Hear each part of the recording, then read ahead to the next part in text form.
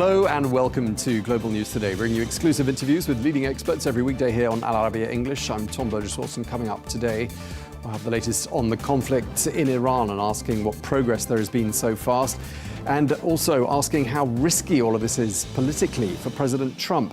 We'll also examine the economic impact this is having on the economies of the world.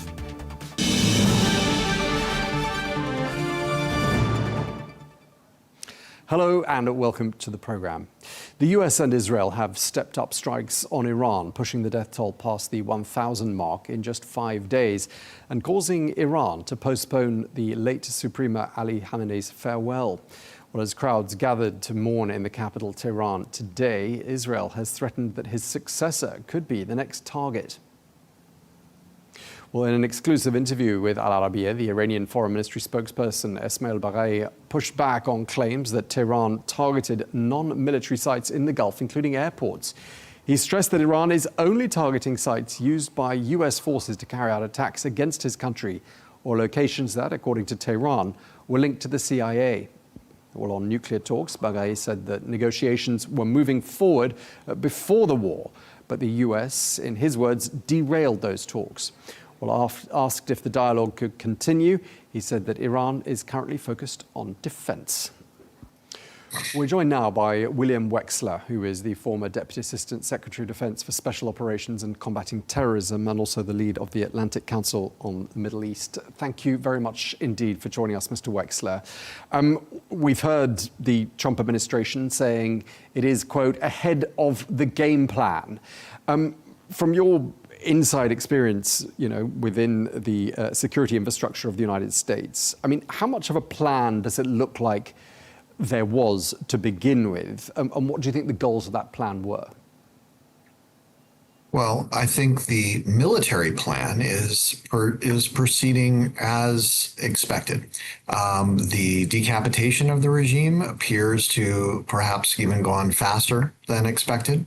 The part that is yet to be accomplished is the critical one of the military math between can the United States and Israel degrade the ability of Iran to launch its missiles and rockets and drones faster than the Iranian regime can deplete the store of interceptors across the entire region to knock down those projectiles.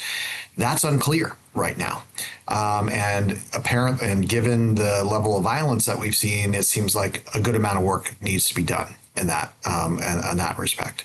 As far as what the political objectives of the campaign, that is even more unclear. Donald Trump on 2 a.m. Washington, D.C. Time on Saturday announced in his speech very expansive war objectives. He talked about regime change. He talked about the Iranian people rising up. That was the image that he projected. Ever since then, spokespersons of the administration, whether it's the Secretary of State or whether it's the Secretary of Defense or others, have tried to walk back from those objectives. So the political objectives are unfortunately unclear at this point. Right. I mean, you made a lot of important points there. Let me pick up on one of the latter points you made. I mean, there hasn't been, as far as I'm aware, any particular show of support from within Iran to these actions by the US and Israel. And one might even argue there's been a backlash against it in the sense that we've seen several dozen schoolgirls killed in their school very early on in this conflict, and certainly no one taking to the streets.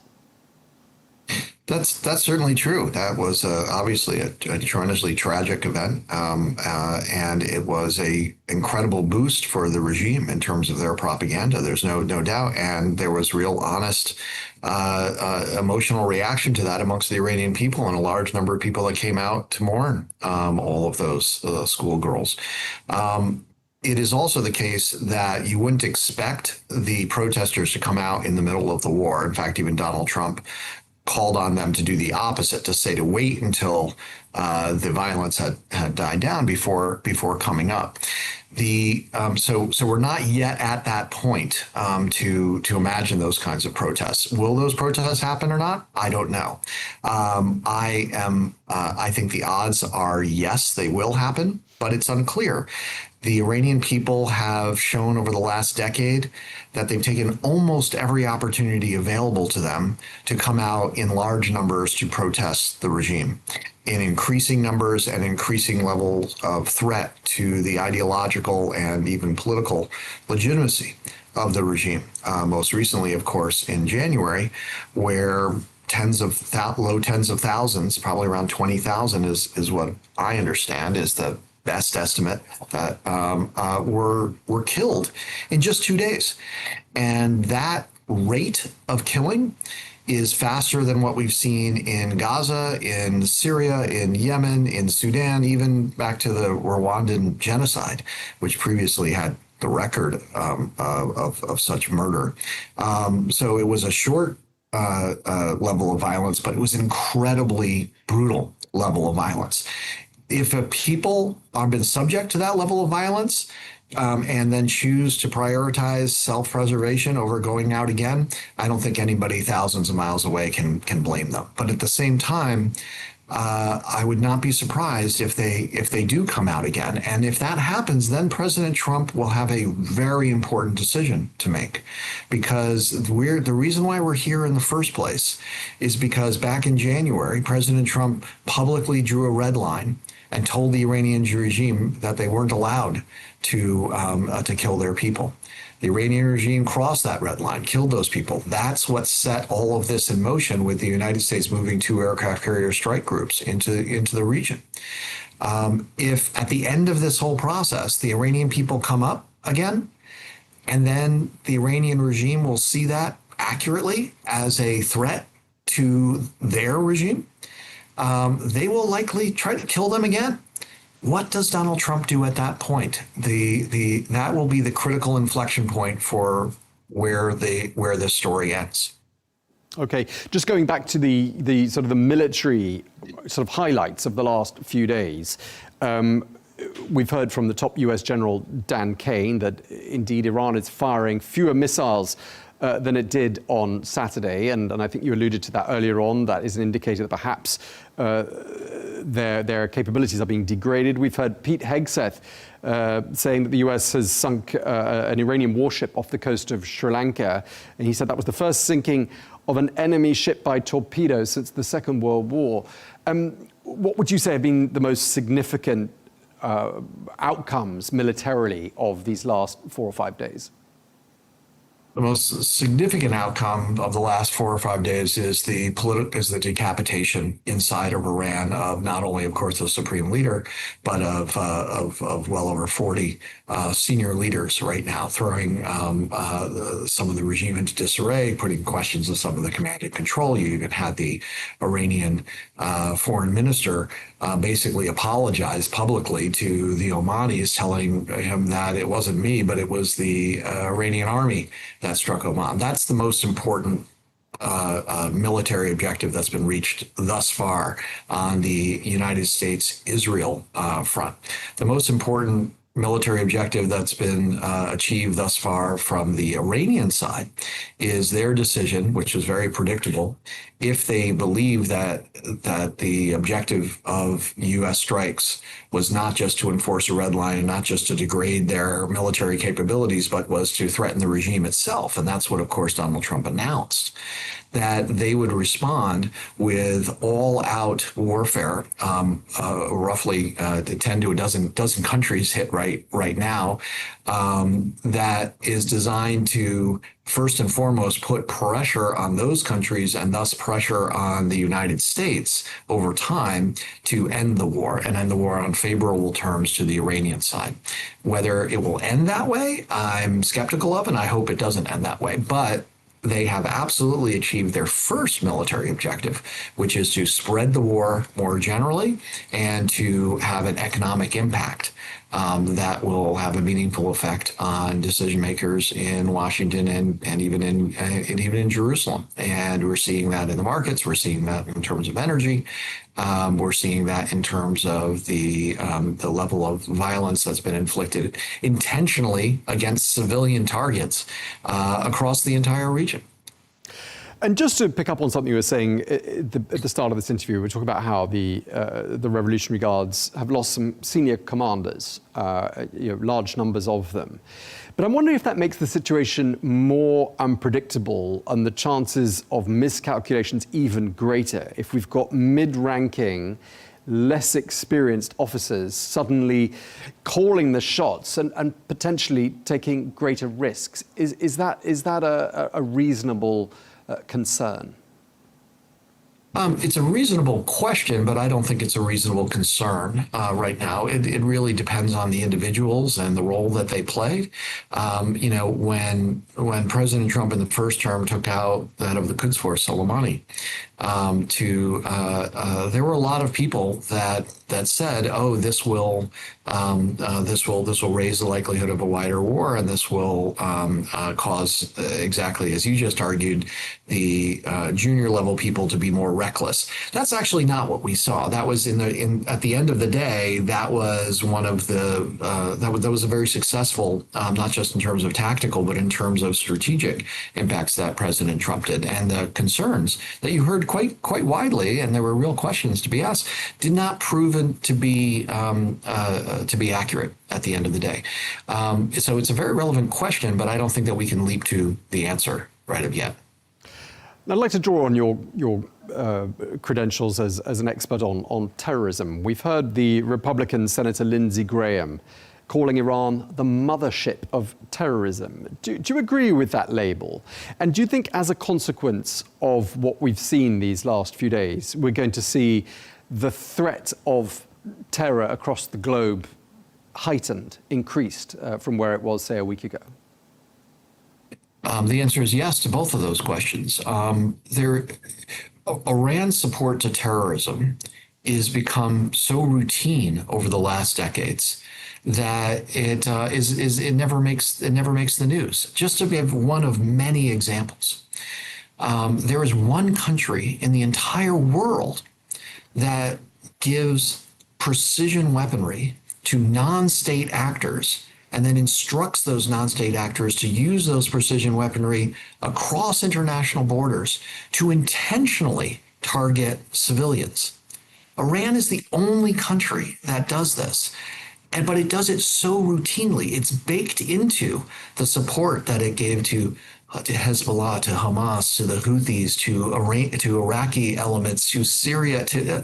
It's baked into what it's done so routinely that that people don't comment on it. In reality, it should have been the headline of every newspaper every single day for decades of time, because literally no other country in the world behaves this way. That's what Senator Graham was talking about. It's the routine, steady application of terrorist techniques as opposed to a country's foreign policy. That's what makes this Iranian regime sadly unique in the world. Okay, and just lastly, since we're in the United States and we are looking at the US political dimension to these developments as well, I mean, how do you see this playing out for President Trump, who's taken a gamble here? He hasn't sought congressional approval, and the opinion polls that we're seeing don't seem to suggest there is overwhelming public support for this. How much of a risk is this for the president? It's an extremely big risk for the president. I don't know if he understood it or not when he ordered it, but in any case, he is living it right now. It's a risk because not only did he not get approval of the U.S. Congress, not only is this in blatant disregard of international law, but he didn't even build the case for the American public the way that most presidents have done over a long period of time in advance of taking these kinds of actions.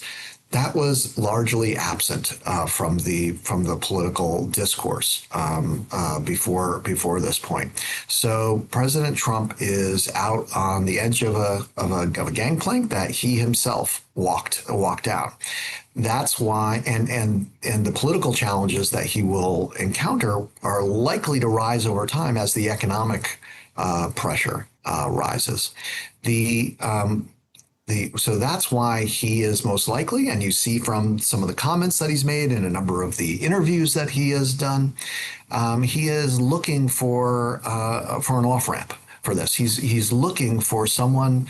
He's looking for a Venezuela kind of outcome, where someone from the Iranian regime steps up with the political will and the command and control capacity to be able to offer him the kind of deal that Iran was unwilling to offer prior to this war. If that deal is offered, I suspect that Donald Trump will take it very readily.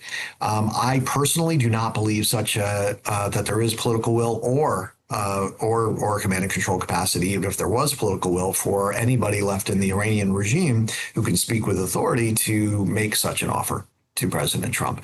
So I don't think that that's going to happen. It's also possible that Donald Trump will declare victory and go home like he did at the beginning of his term with the Houthis. I don't think that that's likely either, because this is a much higher stakes gamble. And so therefore, I suspect it's going to go on for some time. Okay. Well, we really appreciate you taking the time to talk to us. William Wexler, former Deputy Assistant Secretary of Defense for Special Operations and Combating Terrorism. Thank you very much for your time, sir. Thank you very much for having me.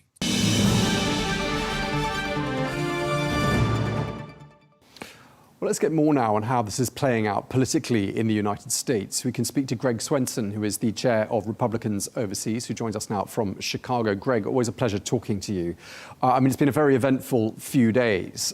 We've seen Iranian drones striking, for example, the U.S. Embassy in Saudi Arabia, the U.S. Consulate in Dubai, U.S. allies across the Gulf. How has this been playing out in the United States? Yeah, I think, listen, U.S. voters nobody really likes war, and nobody wanted this. And I think the electorate has been convinced, quite rightly, that the president, as usual, used and exhausted every diplomatic off-ramp that he could possibly take, and gave the regime every opportunity to negotiate and to end this conflict diplomatically. And then when that was completely exhausted, they moved ahead. So I think the American voters get that. Of course, you're going to get criticism from the left. Almost all of that is only because it's Donald Trump that pulled the trigger, that pushed the button on this conflict, and that's a shame, because I think it would be better to have bipartisan support when all of the same Democrats that are critical of the president have been saying, Iran could never have a nuclear weapon. And then when we actually do something about it, there's a lot of pushback. But that's purely political. That's purely, in many ways, performative. I think, generally speaking, especially given the results so far, there's a lot of support for this.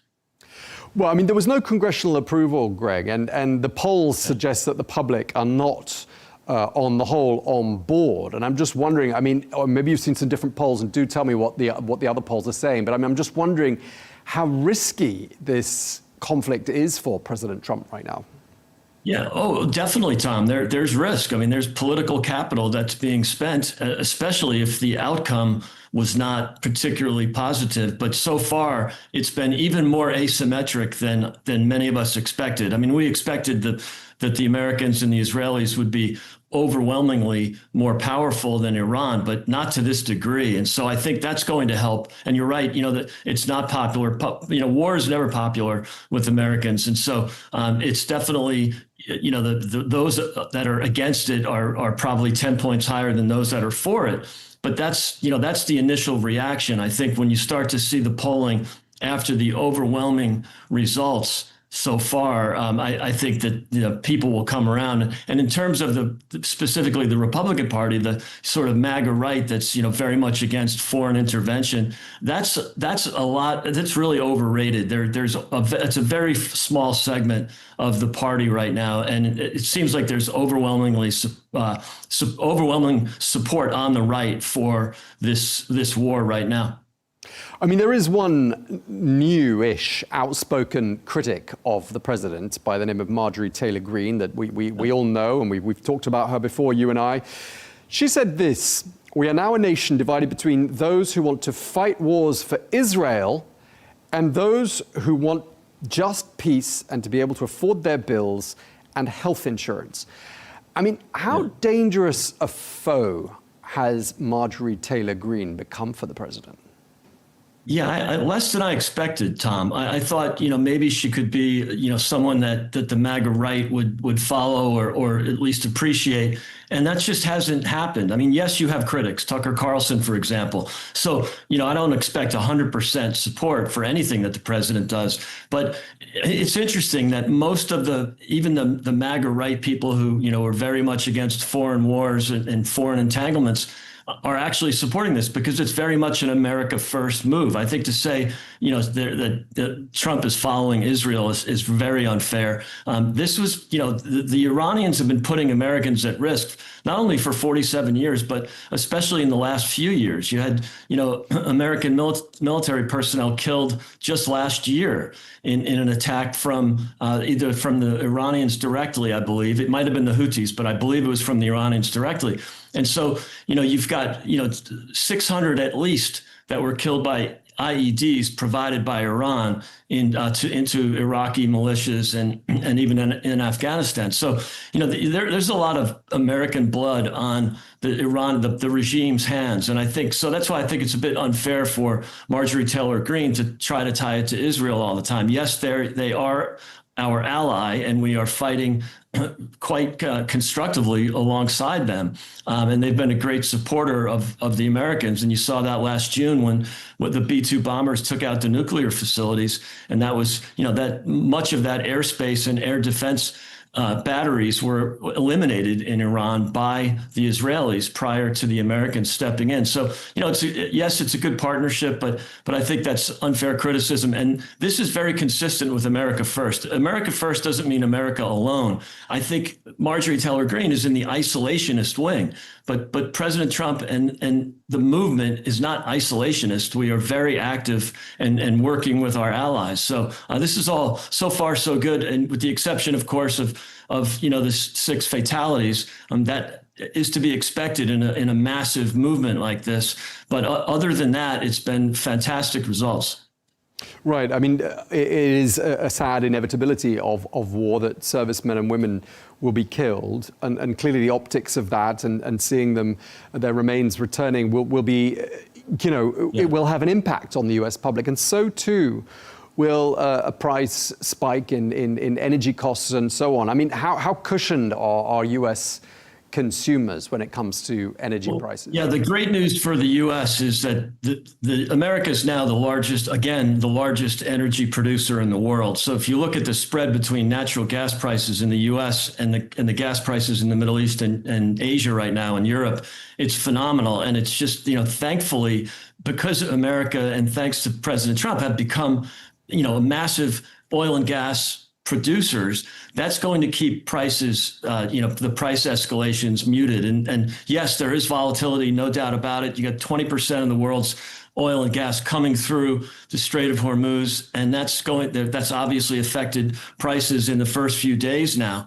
But because the U.S. is such a massive producer, we're able to keep that volatility much lower than it would have been if this was 3 years ago when the U.S. was no longer the biggest producer and we were not the swing price anymore. But I think, the American consumer is protected in that way, especially with natural gas, but even with oil. So, yeah, you'll see some price spikes. But I think once this conflict ends, and it looks like it's going to end even faster or sooner than the Americans anticipated, I think, the markets will settle down for sure.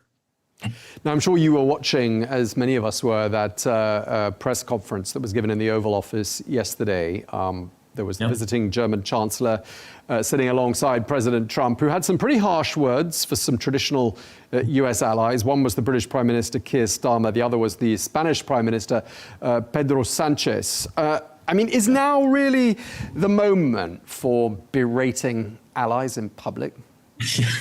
Tom, it's a great question. I mean, the president's very unfiltered. So while it might not be perfectly diplomatic, that's not the president's style. He's not a diplomat. In fact, he's not really a politician by profession. So, yeah, I think the president was annoyed. And I think he had every right to be annoyed with Keir Starmer, especially for denying the use of not only the bases in the UK, but Diego Garcia. And I think that was a big mistake by the prime minister. He's since corrected that. He's sort of U-turned or backpedaled a bit, which he seems to do on a lot of issues. So not a great moment for the prime minister. But I assure you, the most of the country in the UK, the conservative half of the country, is fully supportive of this. And we're really embarrassed by the prime minister denying Diego Garcia initially. And again, I know that's changed. As far as Spain goes, it's a socialist government. That was no surprise. We would have hoped the prime minister of the UK would have been more committed to the special relationship and the defense and security partnership that we have. That was disappointing, but I think it's temporary. Whereas Spain, no big deal. It's Spain. It's a socialist government. Even though Vox is leading in the polls in Spain, I think that will change at some point. But for now, we have the governments that we have. Yeah, I mean, Spain, it sounds like the Prime Minister of Spain's really got under President Trump's nerves. He said that the US and Israeli bombings of Iran were reckless and illegal. And he criticized leaders, he said, who used the fog of war to hide their failures at home. You cannot play Russian roulette with the destiny of millions of people. I mean, clearly that did not sit at all well with President Trump, who's now threatened to cut off trade. Not at all, especially when the American taxpayer, the American taxpayer and the American military has been protecting Spain for 80 years now at taxpayer expense. I'm quite sure Spain is not meeting their commitment or the NATO commitment to defense spending. And so, yeah, that's a shame. But again, no surprise. I think when a new government comes in, they'll be much more cooperative with the U.S. But for now, we have what we have in Spain. It's not going to move the needle very much at all. Whereas I think the U.K.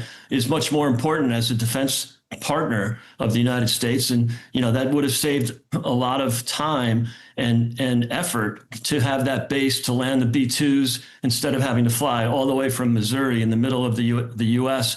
all the way to the region without stopping. But again, that I don't think that's changed the outcome or any of the results so far. It's been an overwhelmingly asymmetric battle so far. Even I was surprised at how much more powerful the U.S. and Israel are compared to the regime in Iran. Yeah, I mean, I don't want to dwell on Spain for too much longer, but President Trump is threatening to cut off trade ties with Madrid because of this stance on the US-Israeli strikes on Tehran. But I mean, I just wonder whether that's even a possibility or whether it's a threat that Spain will take seriously, given that trade deals are made between the United States and the European Union, not with individual countries. Yeah. I mean, is that something President Trump has sort of found a way around?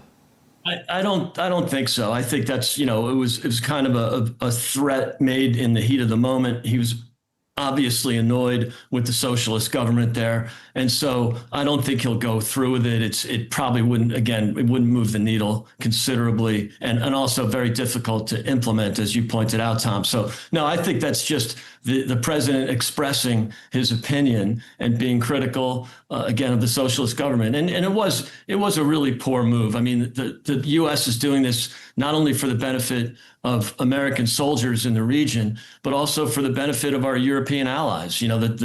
Obviously, Iran was a threat to Europe. Their ballistic missiles can reach the European countries, not quite the UK yet, but it definitely can reach Spain. And so you would expect Spain to be supportive as a NATO ally. And it's disappointing that they weren't. But this has happened before. France has in the past denied their airspace for attacks, for example, when Reagan bombed Libya after the Lockerbie bombing. There's been moments where we're disappointed in our allies, but those are just speed bumps. I don't think it's a big deal in the long term. It's really incredible, the support in Europe and in the Middle East for the Americans right now. And, I'm glad that the countries have come around. All right. Greg Swenson, Chair of Republicans Overseas. That's all we have time for. Thank you very much for your time, sir. Thanks, Tom. Thanks for having me, Tom.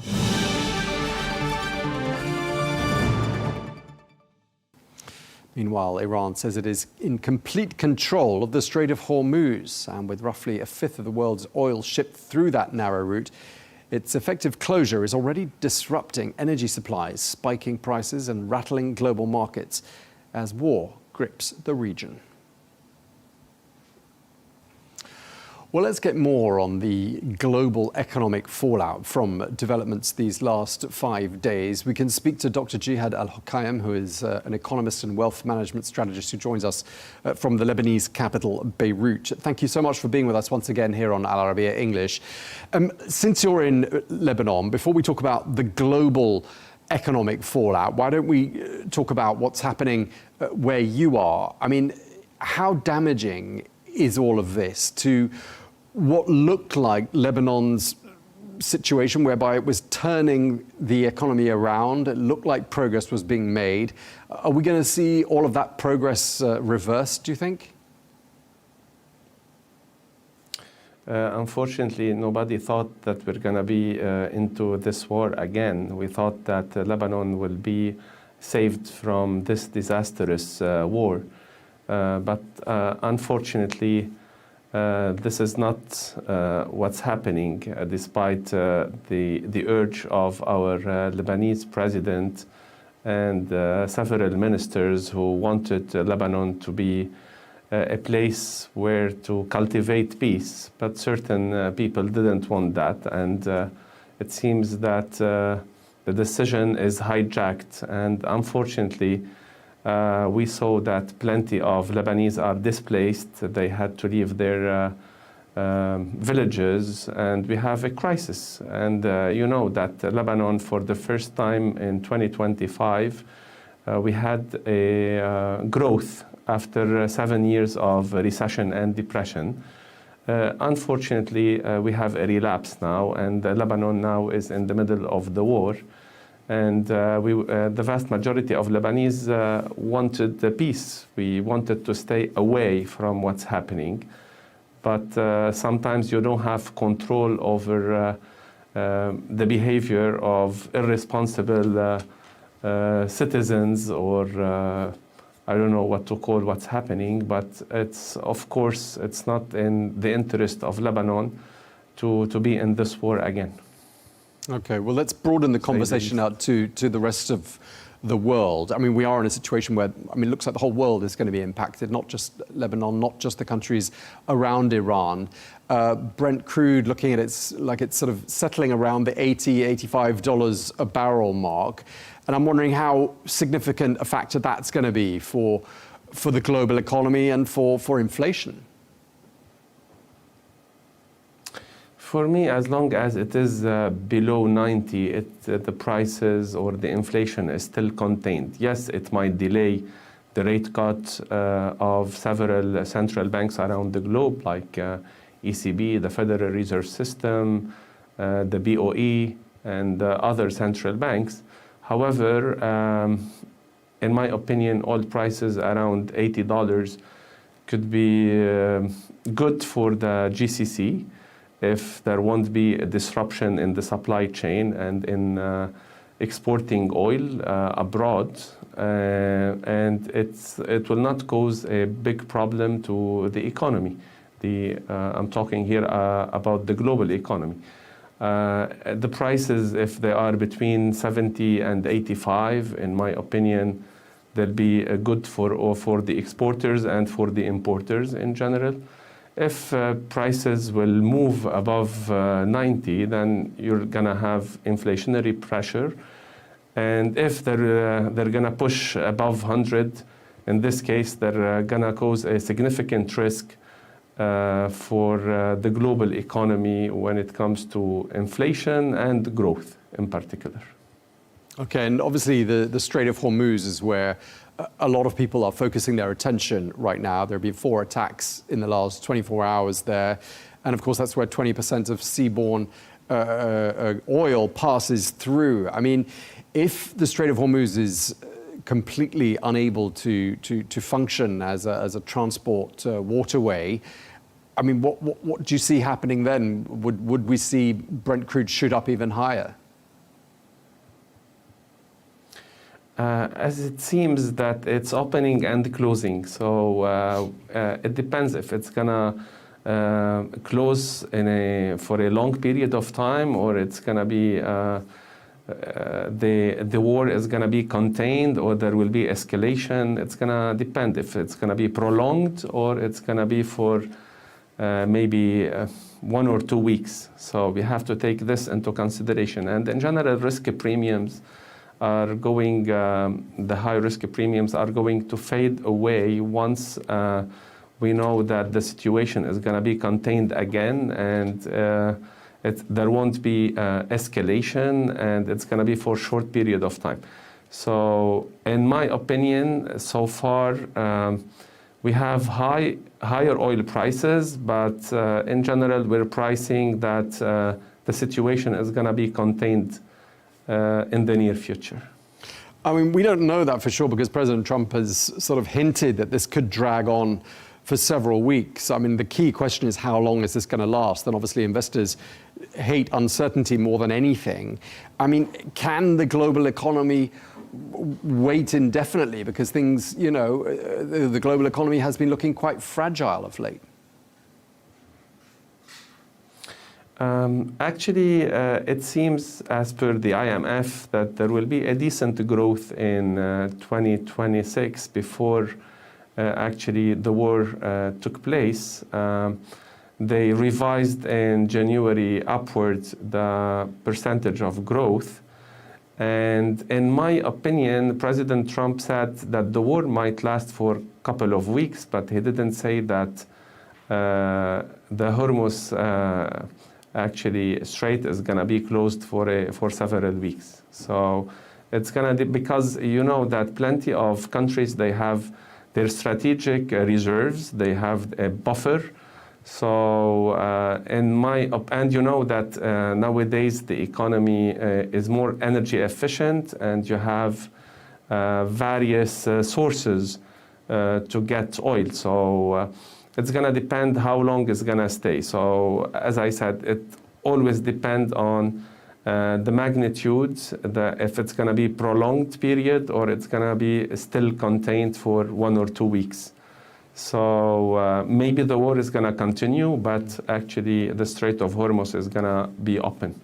I mean, as things stand, which geographies look most vulnerable? I mean, is it Europe? Is it the Middle East? Is it further afield? Is it emerging economies? Who's going to feel this the most acutely? For me, of course, the MENA region, in particular the Middle East and Iran, where you see actually the war taking place, we are more vulnerable to what's happening, but you have to take into consideration the economies that rely directly on the oil coming from the Middle East, in particular India, China, Japan, South Korea. So they are all actually gonna feel what's happening.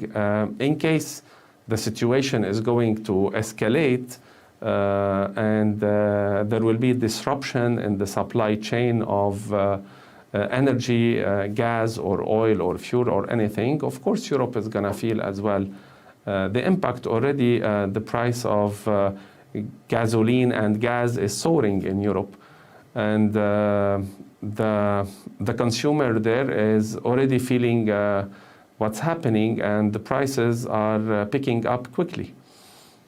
Where do you think we're going to see investors sort of seeking refuge in a situation like this? Are they going to be looking at commodities like gold? Are they going to be looking at the US Treasuries, the dollar? Where are you seeing refuge for investors? The Treasuries, I took into consideration that there might be a rate hike, or they might delay rate cut into consideration. So they don't seem doing pretty well. Gold didn't increase that much as people expected, because for me there you have the dollar who was safe haven, and we've seen that the dollar is doing very well vis-a-vis other currencies. So the dollar, we can say that it's a safe haven nowadays. And we've seen even silver, we've seen high volatility in silver and gold. So the uncertainty is still here, but they think that, and of course, when the dollar is going to strengthen, it's going to limit the upward pressure of commodities who are priced in dollars. So for me, so far, what's doing very well, oil so far, we've seen a major spike in the price of oil. For me, it was expected to be between 82 and 86, as I said on a shark Bloomberg before the market opened. And it means I talked about it last week during the weekend. So far, oil is doing very well, and the dollar. Okay. All right, we're going to have to leave it there. Thank you very much for sharing your insights with us. Really appreciate it. Dr. Jihad Al-Hokaim, economist and wealth management strategist. Thank you for your time, sir.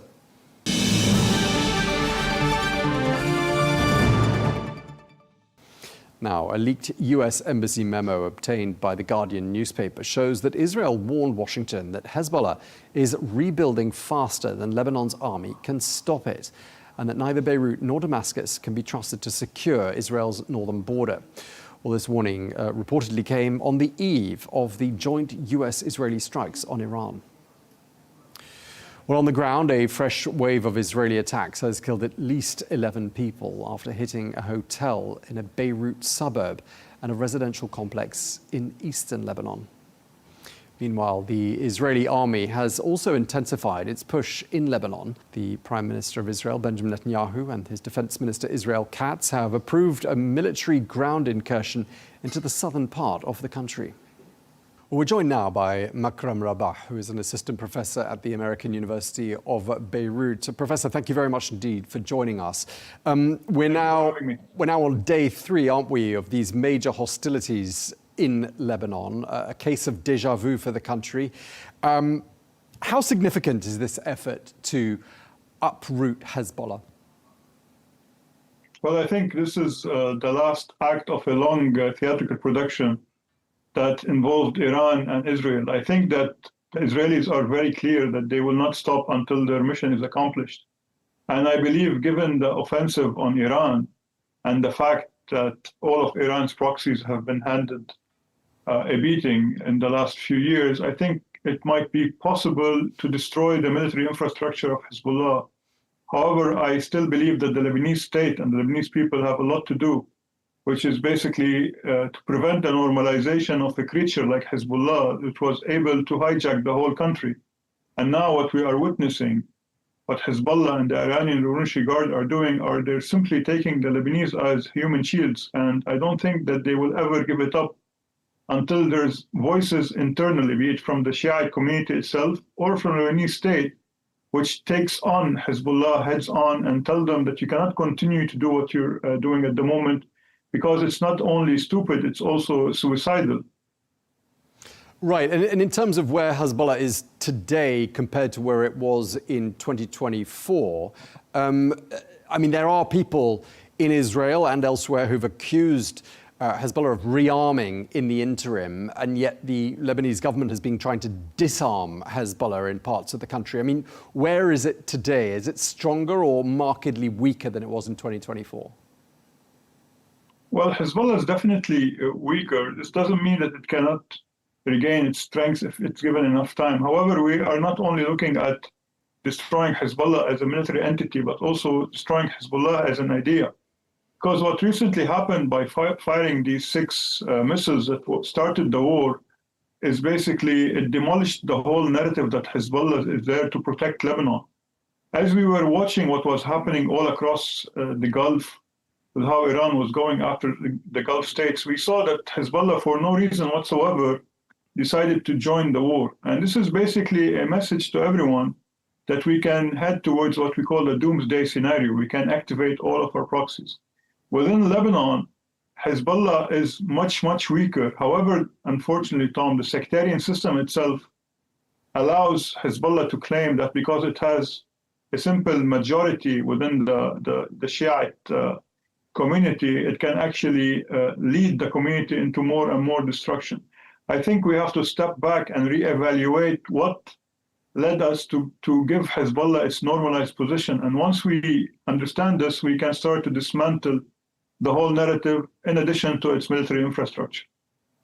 But clearly, I mean, the Shia community of Lebanon wants to have a group that it can rally around. I mean, other groups have other sects have groups that they can rally around. I mean, and it's being said, it's being reported that not all Shia by any means support Hezbollah. Are there any splinter groups or any alternatives that are presented to Lebanon's Shia people that would be a suitable replacement to Hezbollah? On the immediate run, there's nothing to replace the system that we are now living under. Particularly, we don't only have Hezbollah, we are also operating within what the Amal movement, which is headed by the Speaker of Parliament, Nabih Berri, has been controlling the Shiites for the longest time. I think the problem is not from within the Shiites, but also from the Maronite president, who deals with the Shiites as if they were subjects of Hezbollah and the Amal movement. And this is exactly where the real crimes against the Shiites and the Lebanese begin. When you are dealing with a community as if these are subjects of a, yes, you mentioned that everyone wants a group that they can rally around, but it's one thing to have a local sectarian group doing your representation and having the Lebanese version of the IRGC implicating you in wars from the Mediterranean Sea all across to Yemen and Colombia and to Paraguay and all of this. So ultimately, yes, it's okay to have sectarian representation, but it's another thing to be part of a transnational cross-border militia that has implicated you a number of times in regional warfare, and more importantly, it has displaced you. Now we are looking at what we believe will be a long-term displacement of the entirety of the South, because the Israelis are acting, and they want to establish a much bigger buffer zone, which extends from the Lebanese-Israeli border all the way to the Litani River. Right. So, I mean, I'm assuming that in this context, and I've seen the pictures of people camping out on the streets of central Beirut, something we have seen before in recent years. I mean, what's the broader mood? Is it one of fear? Is it anger, fatigue? How would you describe it, Professor?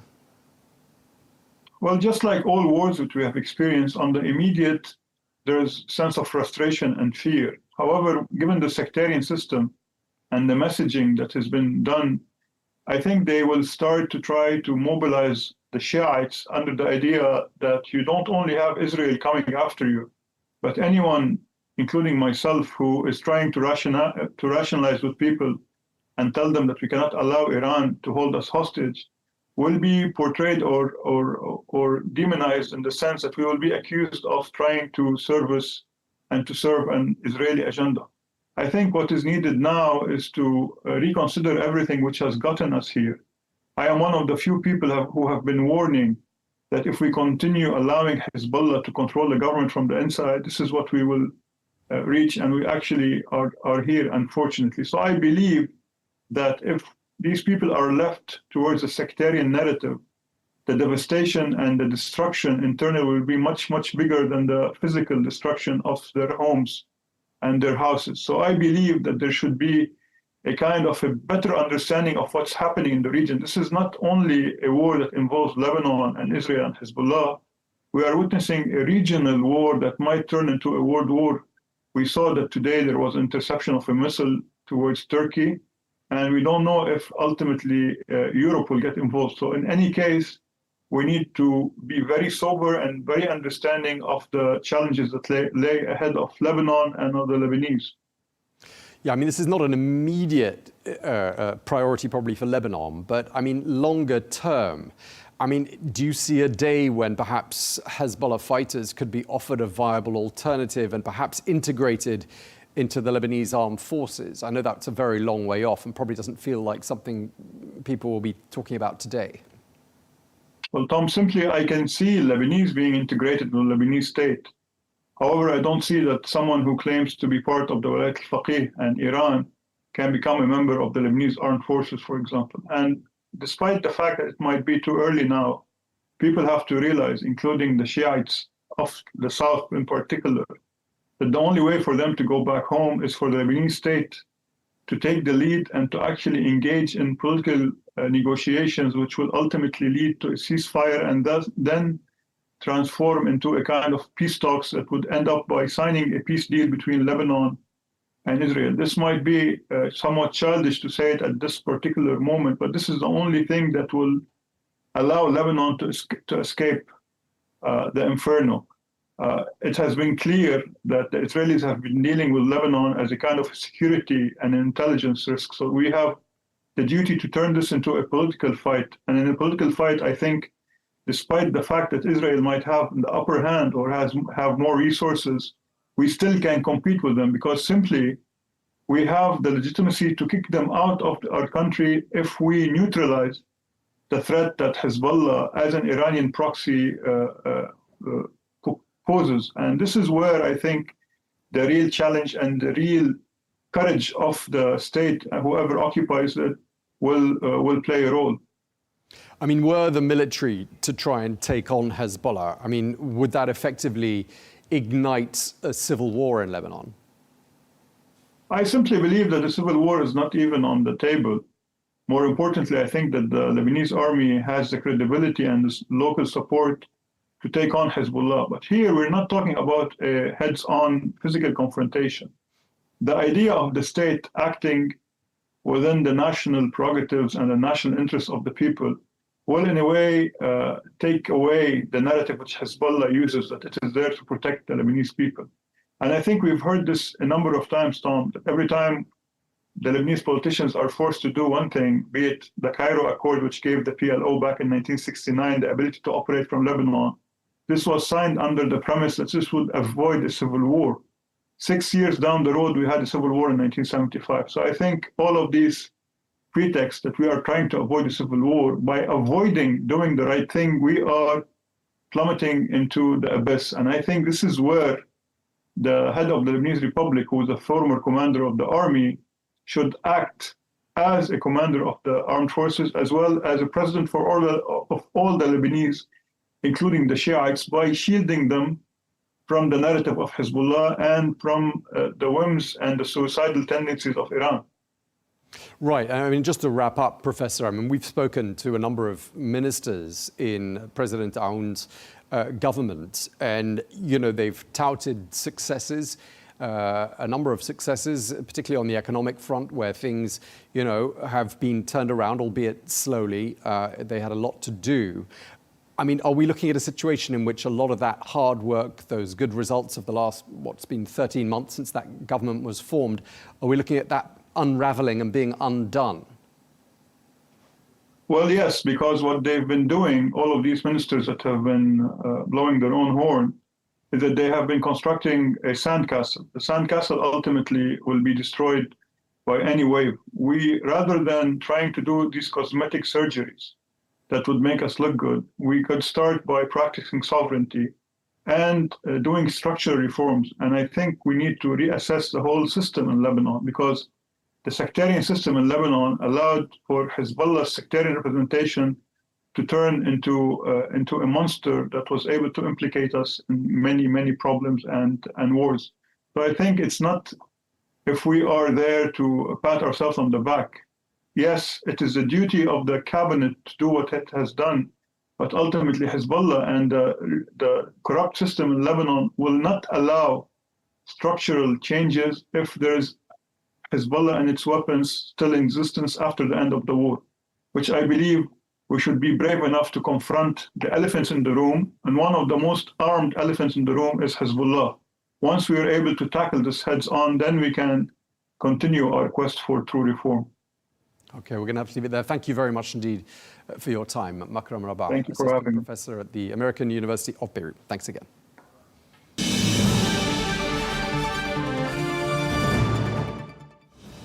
Well, that is all we have time for on Global News today. Thank you very much indeed for watching. Do join us tomorrow. We'll have some more exclusive interviews for you then. Until then, goodbye.